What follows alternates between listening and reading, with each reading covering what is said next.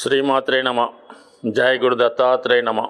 ఈ వీడియోలో మనం అక్టోబర్ 16 నుంచి 30వ తారీఖు మధ్యలో జరగబోయే పక్ష ఫలితాలు సింహరాశి వారికి ఏ విధంగా ఉండబోతున్నాయి అని పరిశీలించినప్పుడు మరి సింహరాశి వారికి ప్రస్తుతం 20వ తారీఖు వరకు లాభస్థానం అందున్నటువంటి కుజగ్రహ సంచారం అటు జాతకుడికి స్థిరాస్తుల మీద ఆదాయం లభిస్తుంది.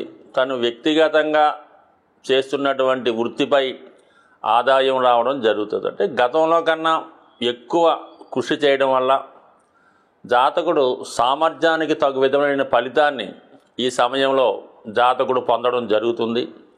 ముఖ్యంగా అక్టోబర్ 20 తర్వాత కుజుడు వ్యయస్థానంలోకి రావడం జరుగుతుంది.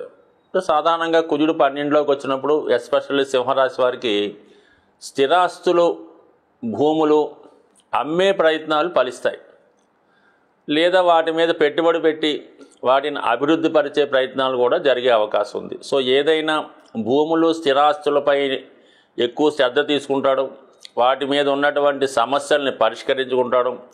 అవసరమైతే కొంత భూమిని వదులుకోవడం కానీ లేదా కొనడం కానీ జరిగే అవకాశం ఉంది. ముఖ్యంగా అన్నదమ్ముల మధ్య భాగస్తుల మధ్య ఉన్నటువంటి భూ వివాదాలు ఈ సమయంలో పరిష్కారం అవ్వడం జరుగుతూ ఉంటుంది. అలాగే పూర్వపుణ్యం వలన పిల్లల యొక్క సంపూర్ణ సహకారంతో జాతకుడు భూములు స్థిరాస్తులు అభివృద్ధి చేసే ప్రయత్నాలు కూడా ఫలిస్తాయి. ఈ ప్రయత్నంలో జాతకుడికి రక్త సంబంధీకుల సహకారం ఉంటుంది. అలాగే రుణాల నుంచి బయటపడే ప్రయత్నం కూడా జరుగుతుంది. ముఖ్యంగా మరి ఈ అక్టోబర్ 17వ తారీఖున జరగబోతున్నటువంటి రవి సంక్రమణం, రవి నీచస్థానంలోకి వస్తూ బుధగ్రహాన్ని కలడం వల్ల జాతకుడికి ధనం సంపాదించే మార్గాలు కనబడుతూ ఉంటాయి. వేరే సోర్స్ ద్వారా, ప్రభుత్వంలో ఉన్నటువంటి మిత్రుల ద్వారా కానీ రాజకీయ నాయకుల సహకారంతో జాతకుడు ధనాన్ని పొందే ప్రయత్నం చేస్తాడు. అలాగే వాళ్ళ యొక్క సహకారంతో జీవితంలో అభివృద్ధి కొరకు చేయ ప్రయత్నాలు ఫలిస్తాయి. ముఖ్యంగా ప్రభుత్వ అధికారులు, రాజకీయ నాయకులు జాతకులకు సహకరిస్తారు. ముఖ్యంగా శుక్రుడు చతుర్థ స్థానంలో సంచరిస్తున్నాడు. అంటే వృత్తిలో ఏదైనా మార్పు కొరకు చేసే ప్రయత్నాలు ఫలిస్తాయి. అలాగే జాతకుడు ఏదైనా ఒక అందమైనటువంటి ఇండిపెండెంట్ గృహాన్ని కొనడం కానీ లేదా ఒక ఖరీదైనటువంటి వాహనాన్ని కొనుగోలు చేసే అవకాశం ఈ సమయంలో వస్తుంది. ముఖ్యంగా ఈ రాశిలో ఉన్నటువంటి స్త్రీలకి ఉద్యోగ ఉపాధి అవకాశాలు పెరుగుతాయి. వాళ్ళు గతంలో కన్నా చాలా ఉత్సాహంగా పనిచేస్తూ వారి యొక్క ఐడెంటిటీ రుజువు చేసుకునే విధంగా గుర్తింపు రావడం జరుగుతుంది. ఇది ముఖ్యంగా రాజకీయ రంగంలో ఉన్నటువంటి స్త్రీలకి వాళ్ళ యొక్క బంధువులు, భర్త సహకారంతో ఒక గుర్తింపు కానీ పదవి కానీ లభించే అవకాశం ఉన్నది. అలాగే మరి కుజుడు మొన్నటి వరకు ఉన్నటువంటి దశమస్థాన స్థితితో పాటు మరి ఈ పక్షంలోనే వక్రగమనం పొందడం వల్ల భాగ్యస్థానంలోకి వచ్చే ఫలితం ఇస్తాడు. అంటే ఇప్పుడైతే 9, 1, 5 అంటే ధర్మ త్రికోణం యాక్టివేట్ అవుతూ ఉంటుంది. అంటే జాతకుడు కొంతవరకు తన నియమావళి మార్చుకుంటాడు. తన యొక్క ప్రవర్తనలో, దైనందిన జీవితంలో అలవాట్లు నుంచి బయటపడతాడు. కొత్త వ్యక్తిని చూడడం జరుగుతూ ఉంటుంది. అతని యొక్క క్రమశిక్షణ, రోజు చేసే వ్యవహారాల్లో మార్పు, దైవభక్తి పెరగడం, అలాగే ధర్మాన్ని రక్షించే ప్రయత్నం చేయడం, నిజాయితీగా ఉండడం, ఇవన్నీ కూడా జాతకుల్లో మార్పు రావడం జరుగుతుంది. ఈ సమయంలో ముఖ్యంగా పిల్లల యొక్క అభివృద్ధి జాతకుడి యొక్క ఆనందానికి ఒక కారణం అవుతూ ఉంటుంది. సో ఏదైనా మరి అటు ధర్మ త్రికోణం యాక్టివేట్ చేయడం వల్ల జాతకుడు వ్యక్తిగత ప్రతిష్ట పెరుగుతుంది, సంఘంలో గౌరవం, గుర్తింపు లభిస్తుంది, చిన్న చిన్న బలహీనతల నుంచి బయటపడతాడు. అలాగే మరి గురువు దశమభావ ప్రభావం వల్ల ధర్మ త్రికోణంతో పాటు అర్ధ త్రికోణం, ఏదైనా ఫైనాన్స్ ఇంపార్టెంట్ కాబట్టి మరి అటు వృత్తిలో అభివృద్ధి, వృత్తిలో ఉన్నటువంటి సమస్యలు పరిష్కరించబడతాయి.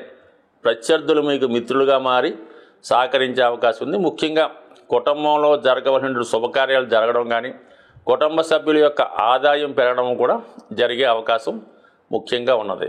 సో ఈ విధంగా ఇది ఉంటే ముఖ్యంగా అష్టమంలో ఉన్నటువంటి రాహుగ్రహ ప్రభావం జాతకుడు కొంతవరకు గతంలో ఎప్పుడో చేసినటువంటి పొరపాట్లు ఇప్పుడు వెలుగులోకి రావడం వల్ల కానీ లేదా కొంతమంది మీ మీద అనవసరంగా దుష్ప్రచారం చేయించడం వల్ల మీ యొక్క పేరు ప్రతిష్టలకు భంగం కలవడం కానీ జరిగే అవకాశం ఉంటుంది. సో ఏదైనా చిన్న చిన్న రూమర్స్ కానీ వచ్చినప్పుడు అవి పెద్దగా టెన్షన్ పడకుండా సజావుగా మరి దాన్ని పరిష్కరించుకుంటే ప్రయత్నం చేస్తే ప్రతి సమస్యకు కూడా పరిష్కారం దొరుకుతుంది. బట్ ఏదైనా కొంతమంది వ్యతిరేకులు మీ యొక్క అభివృద్ధిని చూసి ఓర్వలేని వారు ఏదో విధంగా మీ మీద బురద జల్లే ప్రయత్నం జరుగుతుంటుంది. కాబట్టి కొంతవరకు జాగ్రత్తగా వ్యవహరించవలసి ఉంటుంది. అయితే శని యొక్క ప్రభావం కొంతవరకు వక్రగమనం వల్ల మరి 6వ స్థాన ప్రభావం రావడం వల్ల గతంలో చేసినటువంటి ప్రయత్నాలు, ఉద్యోగ ప్రయత్నాలు కానీ,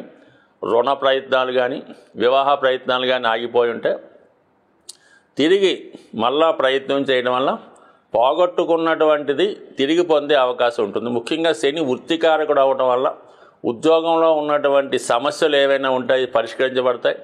ఏదో విధంగా ఉద్యోగం అయినా పోగొట్టుకోవడం కానీ అలాంటివి ఉన్నప్పుడు దీన్ని మళ్ళీ తిరిగి పోస్టింగ్ రావడం కూడా జరుగుతూ ఉంటుంది. సో ఏదైనప్పుడు కూడా మీరు అనుకున్న కార్యక్రమాలు ఆలస్యం అవుతాయి తప్ప ప్రతి పని కూడా సజావుగా సాగడం జరుగుతూ ఉంటుంది. కాబట్టి జాతకుడు కొంత ఓర్పు వహించి తన యొక్క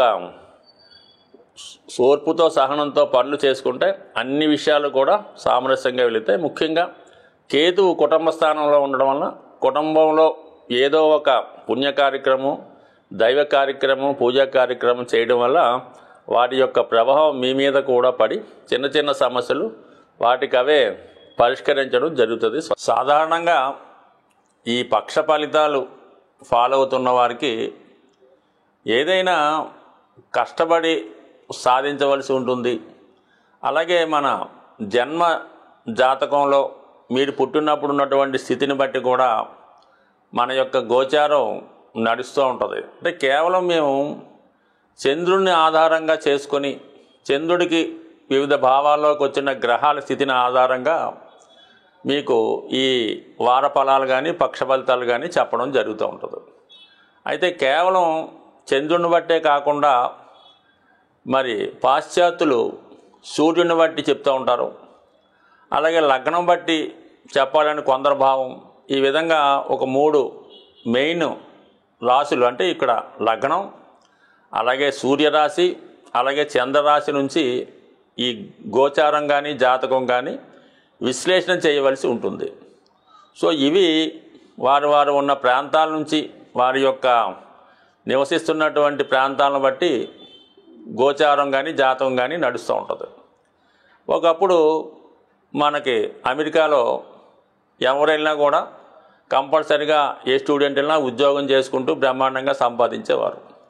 మరి ప్రస్తుత పరిస్థితుల్లో సుమారుగా 3 నెలలు బట్టి అమెరికా నుంచి మాకు ఏ ఫోన్ వచ్చినా కూడా అది కేవలం ఉద్యోగం గురించే, ఉద్యోగం పోయిందనో, ఉద్యోగం దొరకటం లేదనో, ఉద్యోగం రావటం లేదనో అన్న వార్త మనకి కేవలం ప్రస్తుత అనుభవం బట్టి జరుగుతుంది. అదే మరి హైదరాబాద్లో చిన్న ప్రయత్నం చేసినా కూడా వాటికి స్థాయి తగ్గట్టుగా ఉద్యోగం ఇక్కడ రావడం జరుగుతుంది. సో అంటే దేశమాన కాల పరిస్థితులను బట్టి జాతకం మారడం జరుగుతూ ఉంటుంది. అలాగే చాలా కాలంగా మరి మనం నివసిస్తున్నటువంటి గృహం కూడా జాతకుడి మీద తన ప్రభావాన్ని చూపుతూ ఉంటుంది. అంటే ఒకే గృహం అది వాస్తుపరంగా ఉన్నప్పటికీ కూడా ఎక్కడ ఉండవలసిన వారు అక్కడ ఉండకపోవడం వల్ల కూడా కొంతవరకు కారణం అవుతూ ఉంటుంది. ఉదాహరణకి యజమాని నైరుతిలో ఉండవలసి ఉంటుంది. ఆ నైరుతిలో ఉండవలసిన యజమాని ఈశాన్యంలోనూ ఆగ్నేయంలో ఉంటే ఆ కుటుంబం యొక్క ఆదాయం పతనం అవడం జరుగుతూ ఉంటుంది. అలాగే ఈశాన్య రూమ్లో ఉన్నటువంటి వారు జీవితంలో అభివృద్ధి రాకపోవడం, ఎప్పుడూ నిరాశగా రావడం అనేక ప్రభావాలు వాస్తు మీద చూపిస్తూ ఉంటాయి. అతను ఉన్నటువంటి ప్రాంతం బట్టి చూపిస్తూ ఉంటాయి. అతను నడవడిక జీవన విధానం బట్టి చూపిస్తూ ఉంటాయి. కొందరు జాతకంలో చిన్న ఉద్యోగంలో చేరి, అంటే శని నీతిలోనూ ఉంటే చిన్న ఉద్యోగంలో చేరి ఉన్నత స్థాయికి వెళ్ళవలసి ఉంటుంది. వాడు ఏదో ఉన్నత స్థాయి కోసమే ప్రయత్నం చేస్తూ ఇంట్లోనే ఉంటాడు. వాడికి జీవితంలో సక్సెస్ రాదు. అలాగే చేసే ప్రయత్నం బట్టి కూడా ఉంటుంది. ఎప్పుడూ కూడా ఒక భావం యాక్టివేట్ అవ్వాలంటే, అంటే దశమ భావం యాక్టివేట్ అవ్వాలంటే జాతకుడు ఏదో ఒక వృత్తి చేస్తూ ఉండాలి. కనీసం జీతం ఇవ్వకపోయినా ఏదో ఒక ఇన్స్టిట్యూట్లో వర్క్ చేయడమో, 10 మందికి ప్రైవేట్ చెప్పడమో, లేదంటే సమయానికి ఏదో టెంపుల్కి వెళ్ళి అక్కడ కాలక్షేపం చేసి ఒక క్రమశిక్షణతో 10వ భావాన్ని యాక్టివేట్ చేసుకుంటే ఆటోమేటిక్గా జాతకుడికి ఉద్యోగం వస్తూ ఉంటుంది. అది ఏ ప్రయత్నం లేకుండా ఇంట్లో ఉంటే దశమ భావం నిద్రపోతూ, చతుర్థం యాక్టివేట్ అయితే దశమం నిద్రపోతూ ఉంటుంది. దానివల్ల జాతకుడికి వచ్చిన అవకాశాలు కూడా రావు, ఇంటర్వ్యూలో కూడా విజయం సాధించకూడదు. అది ఒక విధంగా ఏంటంటే మనం ఏ భావాన్ని యాక్టివేట్ చేస్తే ఆ భావ ఫలితాలు మనకు తొందరగా వస్తాయి. కాబట్టి మన ఉద్యోగం కోసం ప్రయత్నం చేయడం. సో ఏమి అక్కర్లేదు, పొద్దున్నే 10 గంటలకి ఇంట్లో బయలుదేరి అది సర్టిఫికేట్లు తీసుకొని ఏదో అలాగా ఓ ఫ్రెండ్ దగ్గరకో ఇంకోటి దగ్గరికి వెళ్ళి ఏదో ఉద్యోగాలు ఉన్నాయా, ఎక్కడ ఉన్నాయి, ఏంటి అవకాశం, అలాంటి ప్రయత్నం చేయడం వల్ల ఏదో ఒక ఉద్యోగం అన్నది కంపల్సరీగా వస్తుంది తప్ప ప్రయత్నం లేనిదే ఏది కూడా జరగదు. ఆ భావాన్ని యాక్టివేట్ చేస్తే ఖచ్చితంగా జాతకుడికి ఉద్యోగం రావడం జరుగుతుంది. ఖచ్చితంగా ఇది మనకి సూర్య భగవానుడు చెప్పే పాఠం అన్నమాట. సూర్యుడు తనకి ఎంత ఉన్నా, ఏవైనా ఎంత కొంపలు మునిగిపోయినా తను డ్యూటీకి ఎక్కుతాడు, అలాగే తను ప్రయత్నం చేసుకుంటాడు. సాయంకాలం మళ్ళీ అస్తమించడం జరుగుతూ ఉంటుంది, మళ్ళీ ఉదయం వస్తూ ఉంటాడు. అలాగే సూర్య భగవానుడితో మీరు సూర్యుడి కన్నా ముందు వేకువగా లెగిస్తే ఖచ్చితంగా సూర్యుడితో పాటు వచ్చినటువంటి కిరణాలు కంపల్సరీగా జాతకుడిని అభివృద్ధి వైపు ప్రయాణించే విధంగా చేస్తాయి. కాబట్టి ఏదైనా ప్రయత్నంతో ఏదన్నా సాధించవచ్చు. ప్రయత్నం లేకుండా ఎంత గొప్ప జాతకమైనా ఎందుకు కూడా ఉపయోగపడే అవకాశం ఉండదు. స్వస్తి.